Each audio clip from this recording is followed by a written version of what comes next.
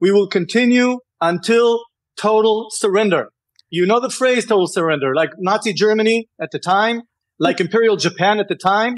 We need to have total surrender. Okay, Mr. Barker, can I ask you more about that phrase that you're using? Because you say it's one that we understand, total surrender.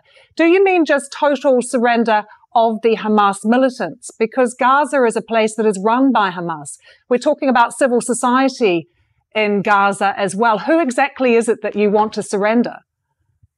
Just to remind you, I don't remember Britain or the United States at the tail end of the Second World War bombing Dresden. Yeah, we're not talking about the Second World War, though. I'm asking you about what is happening right now, not what happened decades ago.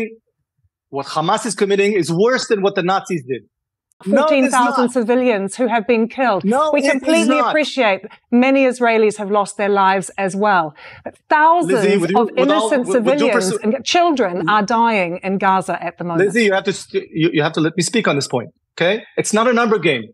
If they hide behind the civilians and think that we will not get to them, they're wrong. Any civilian in Gaza that gives shelter to Hamas is in danger. We opened a corridor for them to leave the northern part of Gaza, so that they don't get hurt. You know what they did? They went into our civilian cities and towns and raped and killed and slaughtered and beheaded people. It's not the same. You cannot compare. It's like the West fighting Nazi Germany. This is the equivalent, moral equivalent. You cannot put the numbers one next to the other. When the U.S. dropped the atomic bombs on Hiroshima and Nagasaki, okay, they wanted to end the war. We don't do that. Okay, Mr. Barker. We are considerate. We're considerate of the Palestinian people.